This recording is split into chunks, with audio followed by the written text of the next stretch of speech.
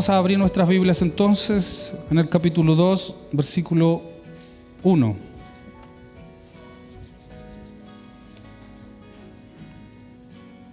Hagámoslo como lo hacían antes.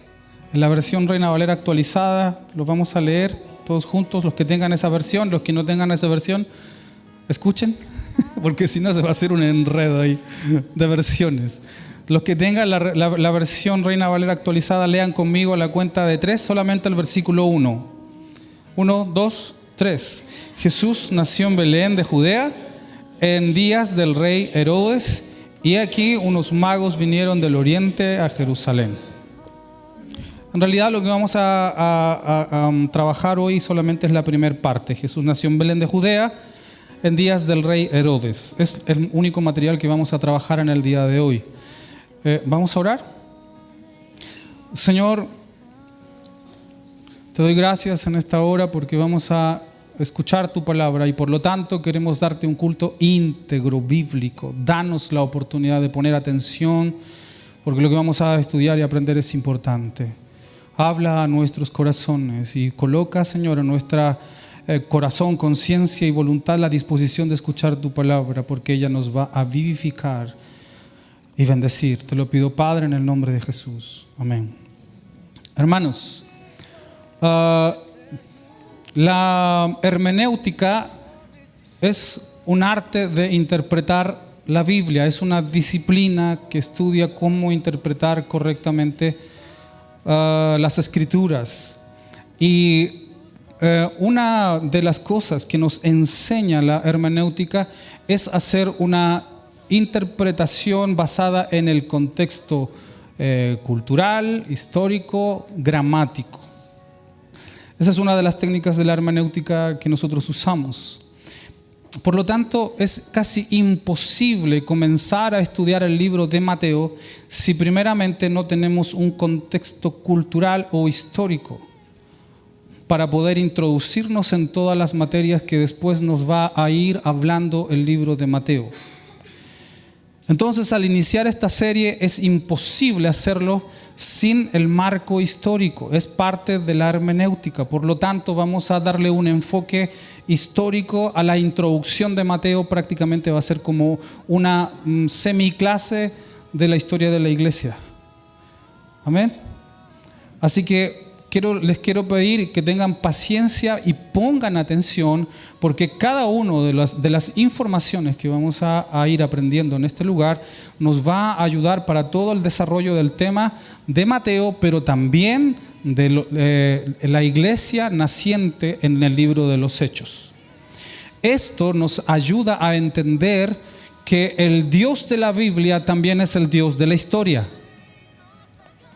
Y esa descripción, decir que el Dios de la Biblia es el Dios de la historia, nos da a nosotros la fortaleza, la garantía, la fuerza de que también, si Dios es Dios de la historia, también es el Dios de mi historia. Entonces, para poder hacer una introducción al libro de Mateo, vamos a hablar un poco acerca de la historia. Belén significa casa de pan. Lo hemos oído muchas veces. Belén significa casa de pan. En otras palabras, en resumidas cuentas, fue Dios quien proveyó en Belén del maná que cayó del cielo para la salvación del mundo. En el Antiguo Testamento vemos una figura de esto cuando el pueblo de Israel salió de Egipto, transitó por el desierto y tuvo hambre. El pueblo estaba desmayando de hambre y si no hubiera sido por el maná o pan que descendió del cielo, el pueblo hubiera perecido.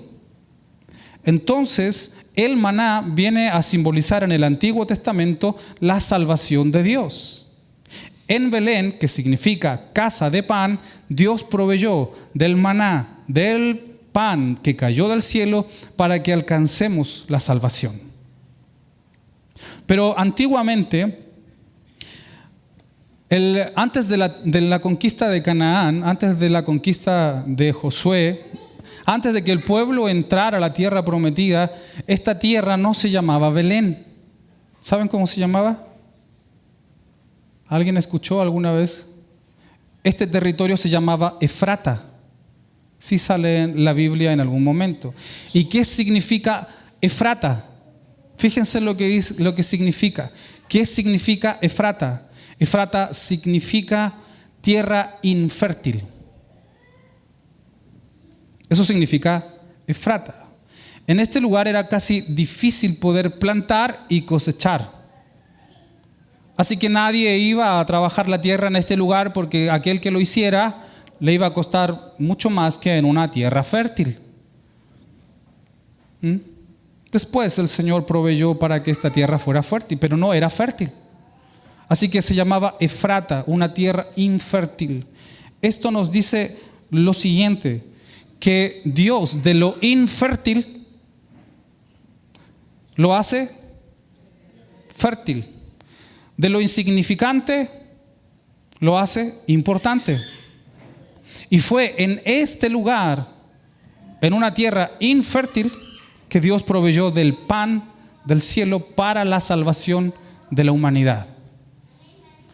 Un tipo de acción que Dios hizo con nosotros, porque nosotros éramos infértiles, incapaces de lograr la santidad, incapaces de alcanzar la salvación por nosotros mismos, y Dios nos hizo tierra fértil. Entonces esto es lo que significa Belén.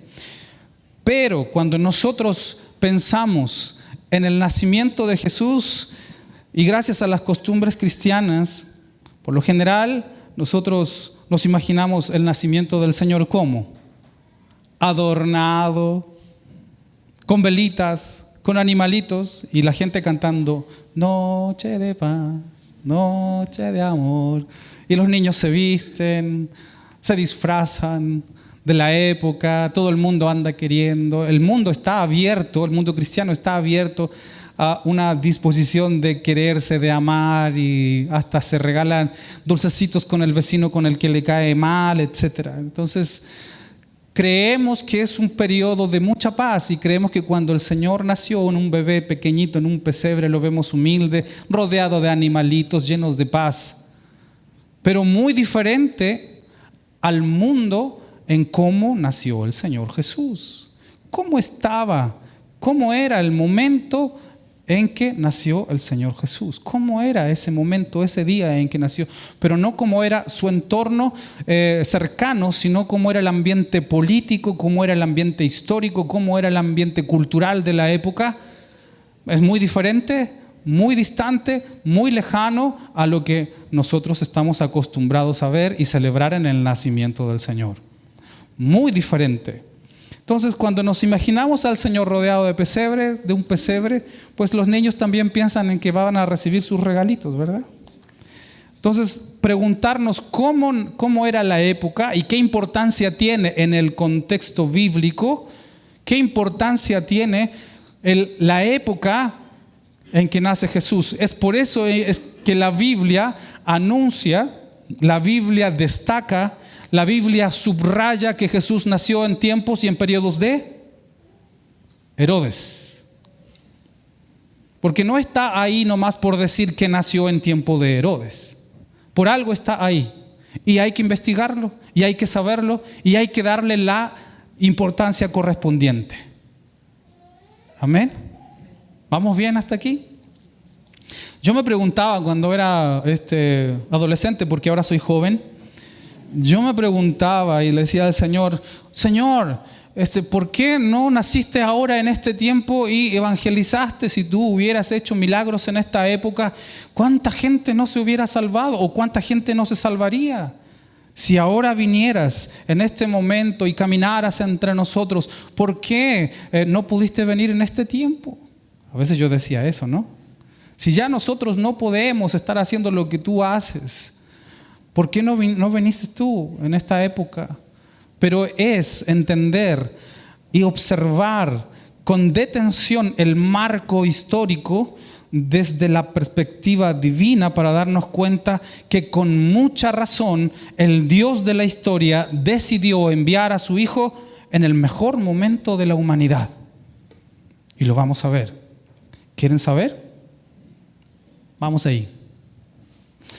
Pensemos, observemos a la luz de todo lo que hemos venido estudiando durante todo este tiempo. Los israelitas fueron llevados cautivos a Babilonia, luego volvieron de Babilonia. La orden fue reconstruir el templo y adicionalmente restablecieron el culto a Dios. Cuando termina el libro de Malaquías, un grupo selecto, un grupo reducido, que es conocido y pronunciado tanto como Isaías como por Malaquías y otros profetas, un grupo reducido conocido como el remanente. En algún momento de la interpretación de Isaías lo hablamos, aquellos que se acuerdan.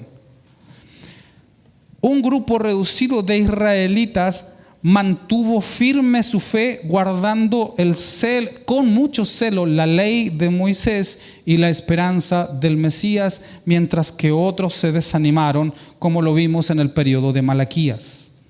Estaban desanimados porque el Mesías no venía. Pero Malaquías termina su libro diciendo, ustedes manténganse firmes, y después lo vamos a ver. Y este grupo estaba unido en la esperanza de que algún día el advenimiento o el cumplimiento del advenimiento o la venida del Mesías llegaría a la tierra. Los israelitas en general todos esperaban un Mesías, pero algunos tenían un compromiso más cerca con Dios. El otro decía, en algún momento vendrá y lo veré cuando Él venga, pero no tenían un compromiso con la ley. Es como la iglesia se llena de personas, pero no todos están comprometidos con la fe. Se maravillan, se contentan cuando ven a actuar a Dios de alguna manera en forma especial y se alegran, pero no siguen teniendo poco compromiso con Dios.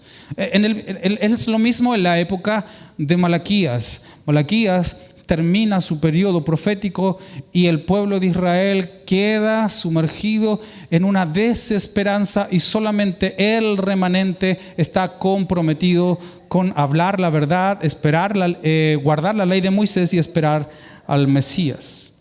De pronto, de Malaquías, si ustedes piensan en esto, de pronto Malaquías termina en este contexto esperando al Mesías. Ellos estaban resguardando la genealogía y protegiendo la genealogía del Señor Jesús. En algún momento hablamos de Zorobabel, ¿se acuerdan? Zorobabel es descendiente de David y fue gobernador de Israel en el periodo que volvieron los israelitas, y ellos guardaban celosamente la promesa del Redentor y guardaban la genealogía de Zorobabel por ser descendiente de David. Y ahí termina la historia de Malaquías, termina la historia de Esdras, de Nehemías, que son contemporáneos, y termina con Zorobabel hablándonos de que él es el último descendiente. Se acaba, y de pronto pasamos bruscamente de Malaquías, de un pueblo que estaba esperando al Mesías, guardando la genealogía de David, a Mateo, que nos habla en un contexto completamente indiferente a esa esperanza. Por tal razón, por tal motivo, Mateo debe iniciar su discurso, su libro, en el capítulo 1, dando la genealogía desde Zorobabel hasta el nacimiento del Señor Jesús. Porque prácticamente este asunto se estaba volviendo indiferente para el pueblo hebreo. Es decir, que prácticamente ser hijo de David o descendiente de David ya no estaba significando mucho. ¿Por qué? Porque Herodes, que hemos hablado aquí, Herodes es descendiente de Esaú y no de Jacob. Y la promesa vendría por el descendiente de Jacob. Herodes tiene una descendencia de Esaú. Y por otro lado, en el templo, los que servían en el templo ya no eran los sacerdotes de la línea de Aarón. que eran los que se separaron para llevar el sacerdocio y el levítico. Ya no estaban ahí, sino que estos sacerdotes eran contratados. Entonces, en Mateo nos comienza diciendo, pues el mundo que quedó en Malaquías, ese pueblo, ese remanente, está a punto de disiparse.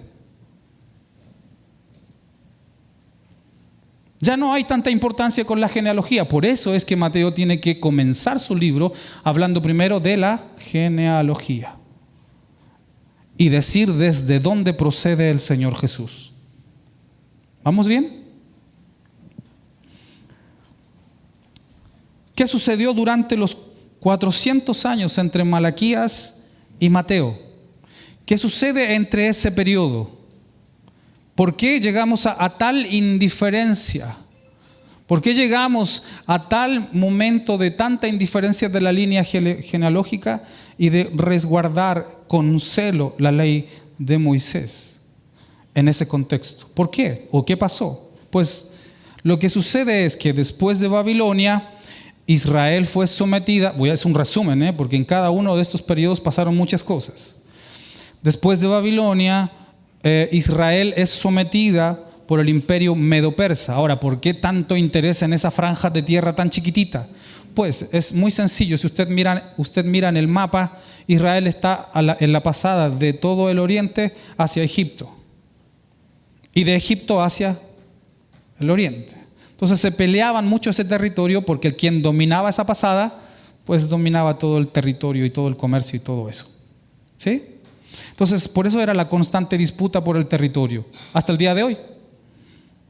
Hasta el día de hoy, las potencias alrededor de Israel, ¿qué es lo que quieren? Exterminarlo. Y otras cuestiones más por los que quieren destruirlo. Entonces, luego de Babilonia viene el imperio medo-persa. Después de esto se levanta otra fuerza invasora grande que nosotros conocemos y hemos estudiado en la escuela, que se llama, que fue este ejército dirigido por un joven que se llamaba Alejandro Magno o Alejandro el Grande. Alejandro inicia su conquista bajo una política de mucha fuerza. Él, cuando llegaba a un territorio, pues llegaba con espada a destrozar a quien se le cruzara. Pero una vez que conquistaba, todo el mundo decía, ok, ahora son súbditos míos, los voy a dejar a ustedes llevar la religión y seguir a sus dioses. A los dioses que ustedes tienen, pues no tengo problema con que ustedes sigan adorando a sus dioses. Solamente se van a tener que ir inculcando en la cultura griega, porque Alejandro Magno era un admirador de sus filósofos. Admiraba mucho la filosofía de eso y creía de que no había seres más inteligentes que los griegos.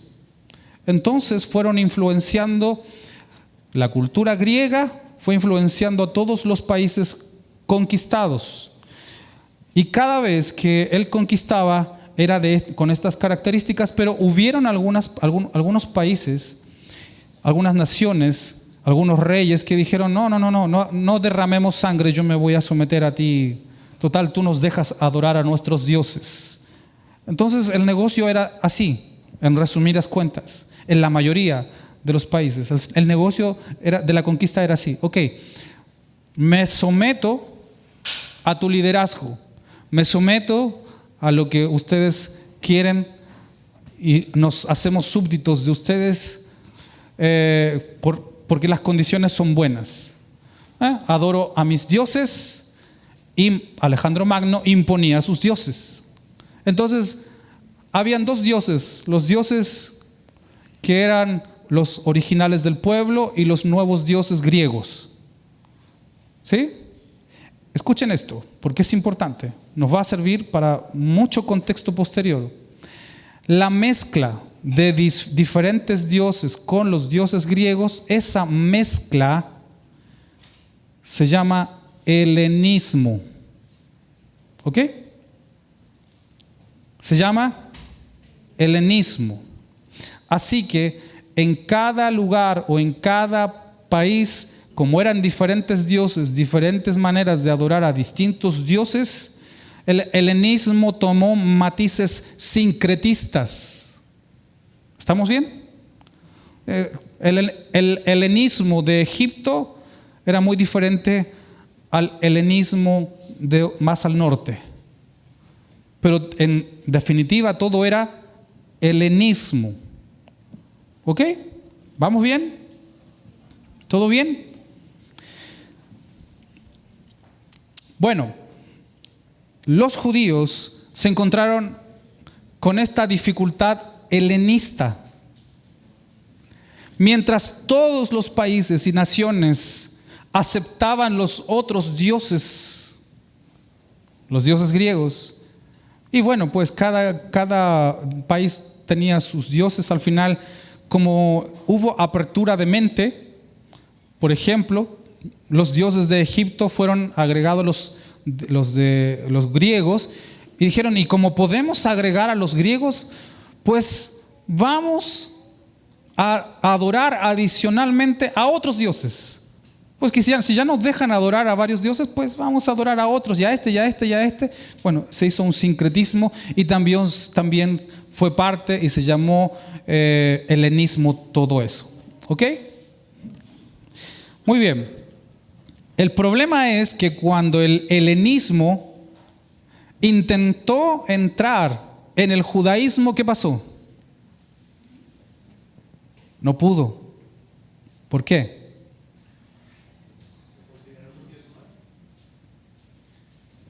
Por la ley de Moisés. ¿Qué decía la ley de Moisés? No tendrás dioses ajenos aparte de mí. ¿Vamos bien? Entonces se armó una disputa por influenciar a los judíos para poder insertar a otros dioses. Los demás pueblos decían, estos judíos están locos. ¿Cómo pueden adorar a un solo Dios teniendo tantos? ¿Para qué clamarle a uno solo si pueden tener muchos dioses? Están locos. Eran considerados ateos porque adoraban a un solo Dios. Y esto mismo se traspasó a los cristianos después.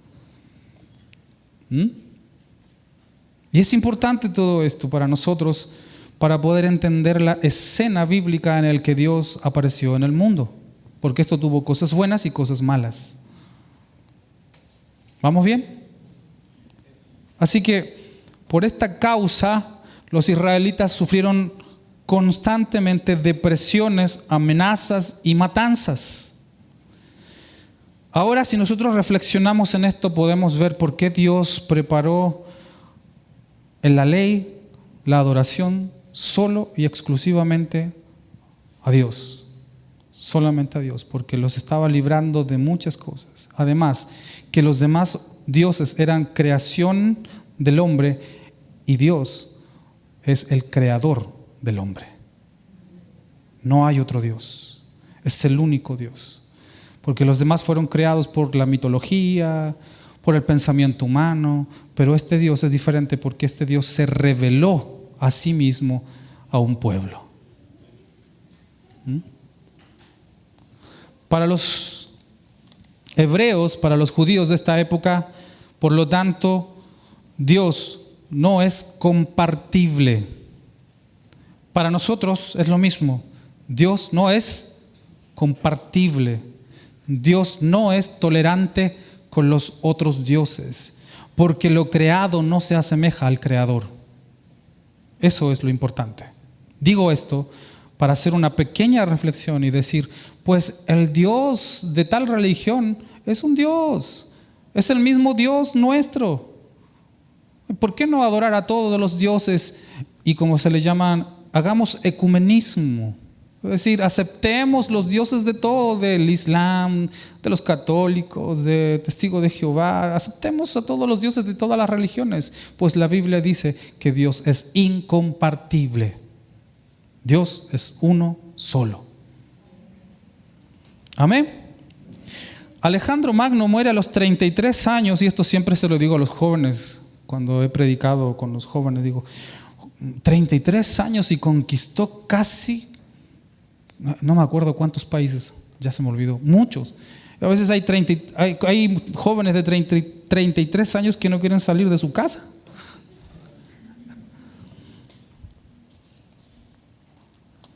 La visión de Alejandro era conquistar toda la tierra y dejarlo bajo la influencia de la cultura más inteligente, que era, según él, la griega, con su cultura, incluyendo, escuchen esto, incluyendo sus dioses, incluyendo su lengua. ¿Vamos bien? No se nos olvide todo esto, ¿no? En resumidas cuentas, muere Alejandro y todo el reino, que todas sus conquistas se dividieron en 4 generales. De estos 4 generales, los más importantes son 2.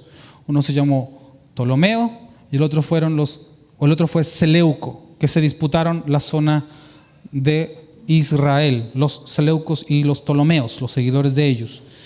Así que esta constante disputa afectó la tranquilidad del pueblo, pues ellos pagaron el precio de esta división y pelea y murieron muchos israelitas. Algunos comentaristas declaran que este periodo fue parte del cumplimiento de la profecía de Daniel. Los conquistadores posteriores después de esto ya lo conocemos, son los romanos. ¿Sí? Entonces, desde Babilonia, Medo-Persa, Alejandro Magno, Ptolomeo y Seleuco, y ahora aparecen los romanos. Daniel habló de 4 bestias, pues aquí están. Los romanos siguieron una política similar a la cultura griega. ¿Por qué ellos no quisieron imponer su propia cultura? Porque los territorios que ellos conquistaron fueron los mismos de Alejandro Magno, y ya Alejandro Magno había dejado una alta influencia de su cultura y dijeron, pues para qué vamos a construir de cero, mejor sigamos construyendo bajo el terreno que ya hay bases culturales. Por lo tanto, se comenzó a propagar la cultura greco-romana, y eso lo saben todos ustedes. ¿Ok? ¿Vamos bien? Porque todo tiene tiene un propósito. Entonces, Roma estableció su conquista a base de lo que ya había conquistado. Todo el imperio ya estaba unificado bajo un pensamiento, bajo una cultura, bajo los mismos dioses y bajo una misma lengua, el griego. El griego se hizo universal. El resultado de todo esto es una constante influencia del helenismo sobre todo el territorio romano.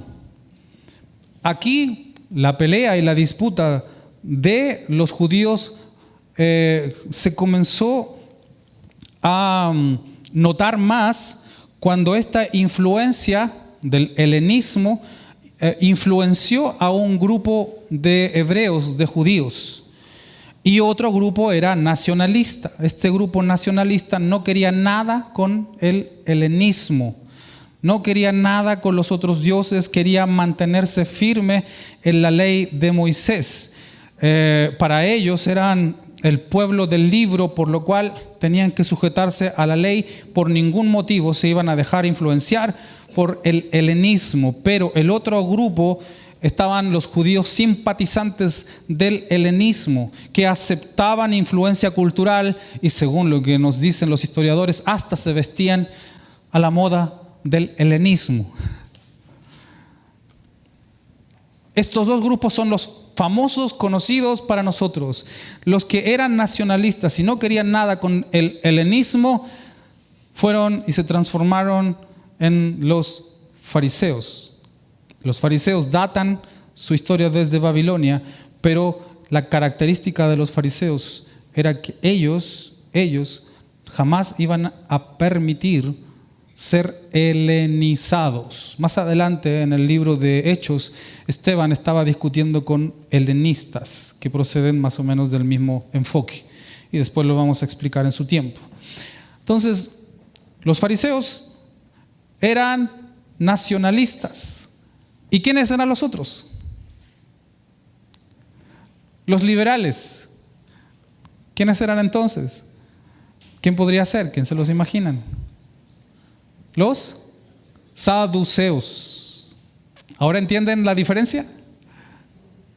Los saduceos eran partidarios del helenismo y los fariseos partidarios de la ley de Moisés. Por eso es que Jesús se apegaba más a los fariseos, compartía más con los fariseos. Y sin embargo, con los saduceos los llamó hipócritas en el templo. ¿Vamos bien? Clase de historia, ¿verdad? Algunos años antes de lo que acabo de contar, algunos años antes de la venida del Señor, un sacerdote llamado Matatías y sus 3 hijos se rebelaron contra el helenismo que pretendió en ese momento imponer dioses paganos a los judíos. Aunque tuvieron cierto éxito, al final fueron perseguidos, socavados por una persecución en el año 63 a.C. Este sacerdote y sus hijos y sus descendientes y los que los siguieron recibieron el nombre de los macabeos. Y estos macabeos, la historia de ellos está en el libro apócrifo de los macabeos. No están en nuestras Biblias, pero están en las Biblias católicas, o ustedes en internet pueden buscar ahí cómo fue la historia y ahí hay mucho detalle de los macabeos. ¿Vamos bien? Más adelante, los romanos le devolvieron a los descendientes de los macabeos cierta autoridad, dándoles los títulos de sumo sacerdote y etnarcas. ¿Sí? Son antecedentes que de todas maneras va a quedar grabado, por si quieren hacer un repaso después.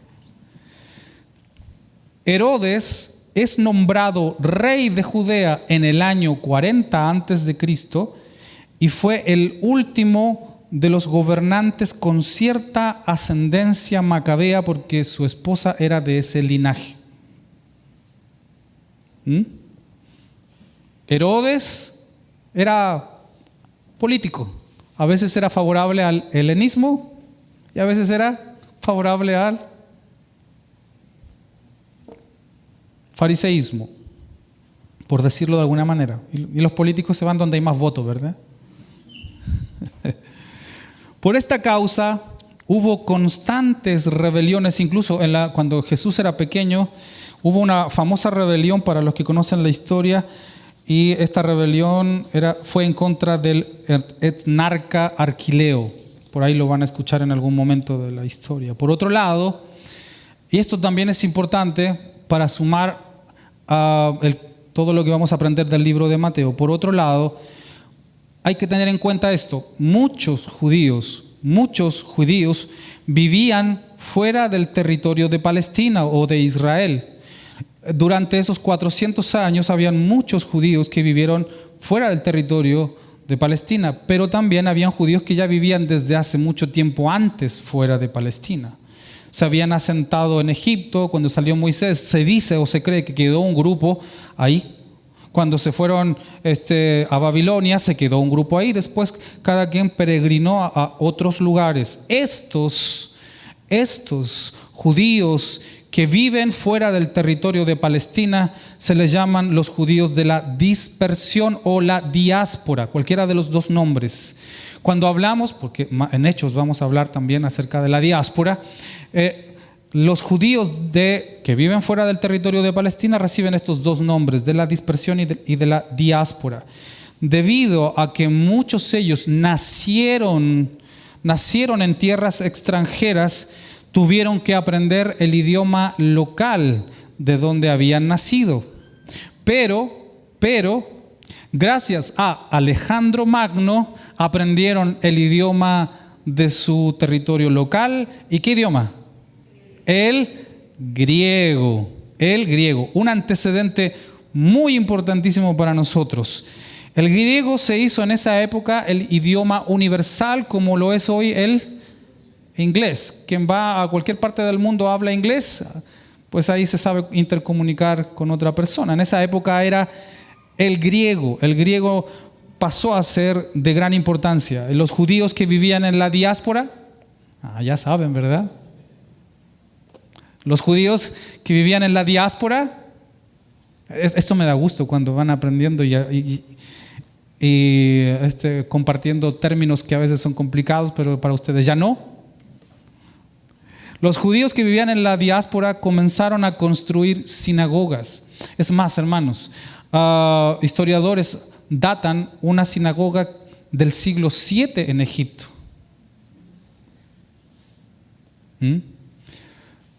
Los judíos que nacieron fuera de la diáspora comenzaron a construir en cada país que estuvieron, comenzaron a construir sinagogas, establecer sinagogas, pero no para ofrecer sacrificio y perdón de los pecados, porque eso se debía hacer en Jerusalén, sino que el sentido de la sinagoga era para ir a estudiar la ley, para ir a estudiar la palabra del Señor, para ir a estudiar las Escrituras. Y estos judíos, como no nacieron en Israel, no hablaban ni el arameo ni el hebreo. Dicho sea de paso, en la época de Jesús se hablaba arameo, no el hebreo. El hebreo se había estado perdiendo. Se hablaba el arameo. Entonces, las sinagogas que se fueron construyendo en cada país tuvieron un problema: el idioma. Porque las escrituras no estaban en el idioma egipcio, estaban en el hebreo. Por tal motivo,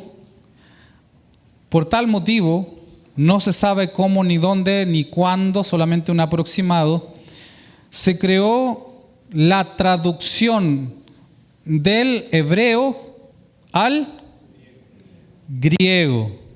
¿Están aprendiendo, Se tradujo el hebreo, la Biblia, el Antiguo Testamento, porque no había Nuevo Testamento.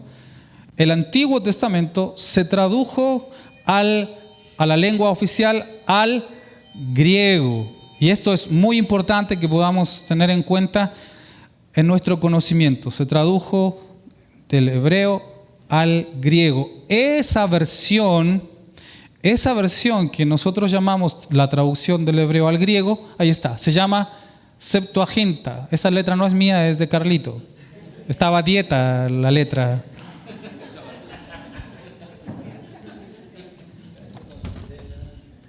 Cuando ustedes leen su Biblia, van a encontrar a veces comentarios que dice traducido de la Septuaginta, que se traduce como LXX. ¿Sí? Cuando ustedes vean este símbolo en algún comentario o en sus Biblias, significa Septuaginta, que quiere decir que es una traducción del hebreo al griego. De cómo se tradujo hay muchas leyendas, no lo vamos a tomar en cuenta por ahora porque no es importante para nuestra reflexión. Así que los hebreos de Egipto, que hablaban la lengua egipcia, cuando iban a la sinagoga abrían sus Biblias en el griego. Comenzaron a usar la Septuaginta. Los de Oriente Medio, los de la cuenca del Mediterráneo, pues en sus sinagogas empezaron a usar la Septuaginta, la versión griega del Antiguo Testamento. Qué importante, ¿verdad? Para finalizar con el marco histórico, ahora, hermanos, observemos lo siguiente, porque todo esto nos lleva a una reflexión importante. Observemos ahora a los conquistadores del periodo de Jesús, que eran los romanos. Los romanos, junto con la tolerancia a los otros dioses, las otras religiones y culturas copiadas de Alejandro, la técnica copiada de Alejandro Magno, al aplicar eso los romanos con su democracia y todo trajeron, aunque ustedes no lo crean, trajeron mucha paz a todo el territorio romano. Había tranquilidad. Adicionalmente a eso trajeron sus importantes avances de ingeniería que permitieron unificar a todo el imperio bajo una sola política que gobernaba las demás provincias y que incluía el derecho a transitar por todo el imperio. ¿Ustedes conocen la Vía Apia? Que es un camino hecho por los romanos. Hasta el día de hoy existe esa calle, ese camino como empedrado. Quedan trocitos en Roma, partes de ese camino. No lo han podido destruir. Han pasado siglos y sigue ahí. Y pasaron siglos y continuaron así. Ustedes van a buscar en YouTube, en internet, cómo era la ingeniería romana para construir esas calles, pues era increíble. Y en algunos lugares debieran aprender eso, ¿verdad? Para que no pongan pavimento y al próximo año esté hecho baches de nuevo. Hasta el día de hoy, pasando cerca de 21 siglos, todavía siguen pedacitos de eso ahí, los demás se cree que están enterrados. Esa Vía Apia o esos caminos romanos unieron todo el imperio de tal forma que para el tiempo de Jesús no había un lugar, una provincia donde no se pudiera ir ni caminar.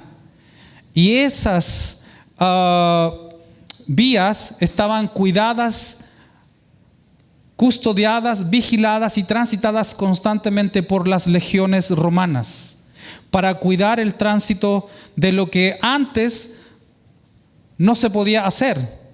Porque antes, cuando alguien quería ir de un lugar a otro, se exponía al clima y al robo. En la cuenca del Mediterráneo, antes de los romanos, las embarcaciones tenían temor, miedo de subirse a las embarcaciones por los piratas. Ahora no. Cuando Jesús se sube a una barca y dice, vamos al otro lado, pues había paz. También hay una importancia ahí porque había paz de tránsito.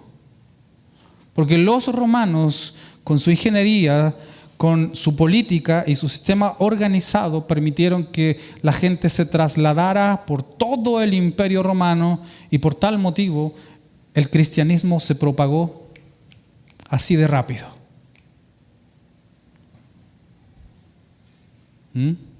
Porque habían estos caminos. Los guardias vigilaban y eran las vías seguras, no como antes. Pues al terminar esta reflexión, hermanos, no podemos dudar de que Dios envió a su Hijo en la mejor época de la humanidad, porque en ese momento la humanidad estaba unificada bajo la cultura conquistadora que sirvió como canal para que el cristianismo se propagara. Al observar todos estos matices de cómo se fue formando la historia en el mundo, podemos darnos cuenta que Dios tiene el control de la historia.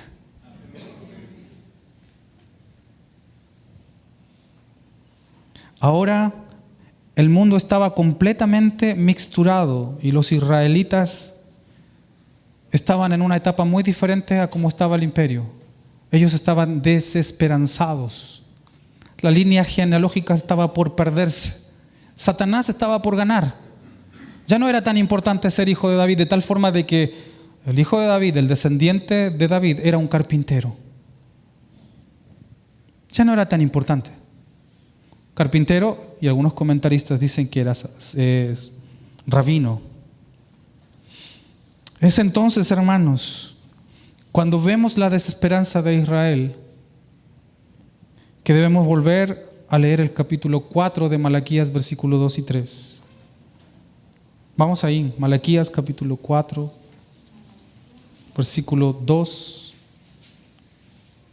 y 3.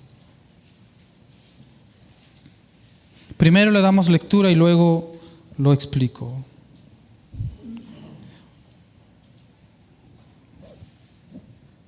Dice así: pero para ustedes, ¿quiénes? Los que temen mi nombre, nacerá el sol de justicia, y en sus alas traerá sanidad. Ustedes saldrán y saltarán como terneros de engorde. Pisotearán a los impíos, los cuales el día que yo preparo será como ceniza bajo las plantas de sus pies, ha dicho el Señor de los ejércitos. Acuérdense de la ley de mi siervo Moisés, y a quien encargué en Horeb las leyes y decretos para todo Israel. ¿Qué está haciendo Malaquías aquí, hermanos?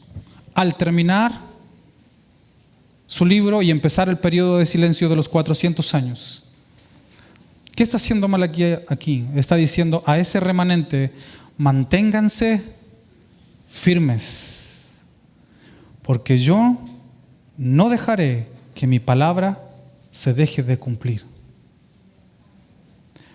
Pero, hermanos, a este remanente le dice algo tan importante: los que temen mi nombre, sobre ellos nacerá el sol de justicia.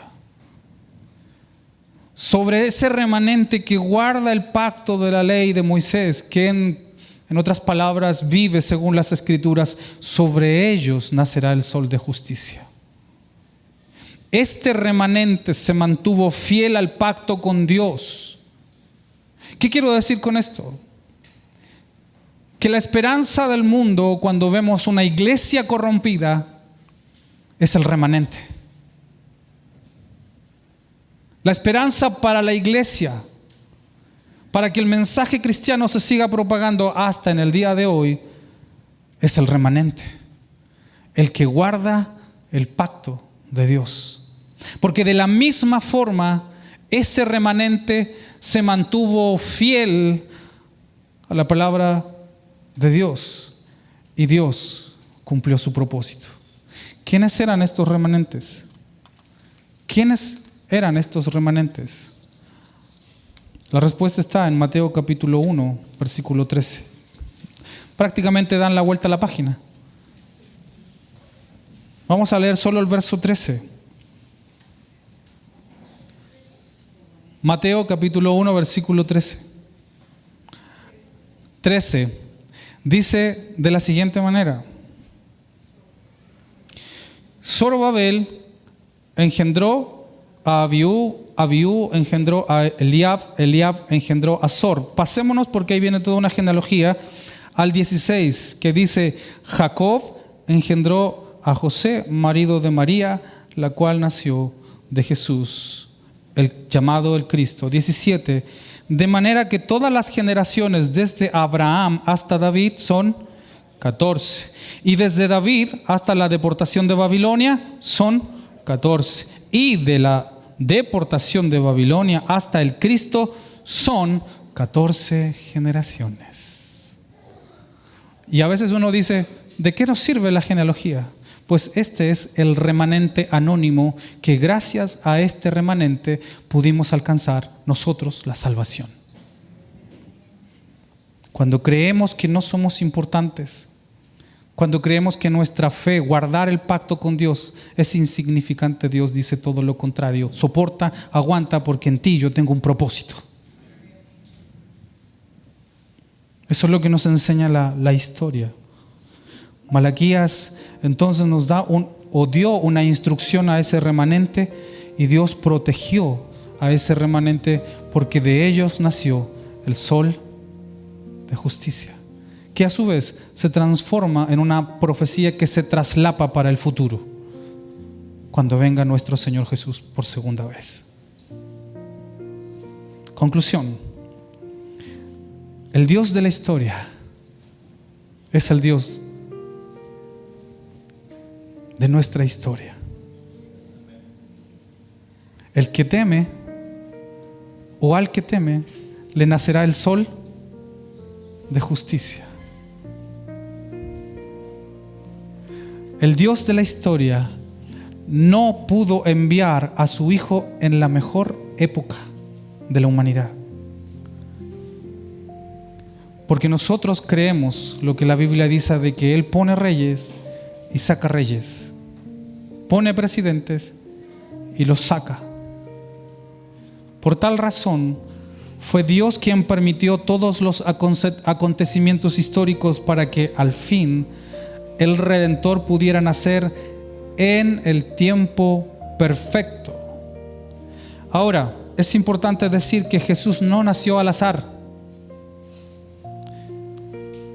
No fue una reflexión de Dios y decir, vamos a enviar o voy a enviar a Jesús porque justo la cultura romana se mezcló con la greco-romana, sino porque Él fue determinando la historia para que así sucediera. Evidencia de eso es todo lo que vimos en el libro de Isaías, Jeremías y Daniel, que Él dio profecías de todo lo que iba a acontecer, incluso dentro del periodo de los 400 años de silencio. Fue Dios quien hizo madurar las culturas, prepararlas para enviar a su Hijo, y no lo envió a nacer a una gran ciudad. No lo envió a nacer a Egipto como potencia. No lo envió a nacer en el imperio medo-persa ni babilónico. No lo mandó a nacer en Roma, en Grecia. No. Lo mandó a nacer, lo envió a nacer. Nos dio a su Hijo en una tierra que para todo el mundo era infértil, donde no había cosecha, porque Dios de la nada hace maravillas. Nos lleva a la siguiente reflexión. Nosotros éramos nada, guiados por nuestra conciencia, por nuestras concupiscencias. Si nos enojábamos, actuábamos. Si nuestro temperamento nos impulsaba a gritar, y gritábamos y dejábamos a los hijos temerosos. En Cristo, Él nos ha ido transformando para ser nuevas criaturas. De esta tierra infértil, Dios hizo. De esa tierra infértil, Dios hizo y continuará haciendo en todos nosotros. ¿Quién iba a imaginar? A veces hablo con Perlita y le digo, ¿quién iba a imaginar hace más de 12 años atrás que yo iba a estar en este lugar? Pues México no estaba en los planes de mis planes, pero estaba en los planes de Dios, y me puso un amuleto, perdón, no un amuleto, me puso un anzuelo, así se dice, ¿verdad? Y puso a Perlita aquí.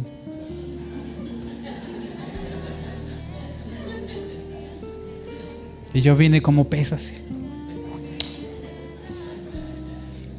Y yo orgulloso, la atrapé, pero me dijo, te quedas aquí. Yo no sé dónde van a estar ustedes en un tiempo más, pero les aseguro, porque el Dios de la historia nos enseña esto, les aseguro que los que temen al Señor, nacerá el sol de justicia. Amén. Ahora sí, ustedes saben, todos ustedes saben qué significa el versículo 1 del capítulo 2 de Mateo, que Jesús nació en Belén en tiempo de Herodes. ¿Oramos?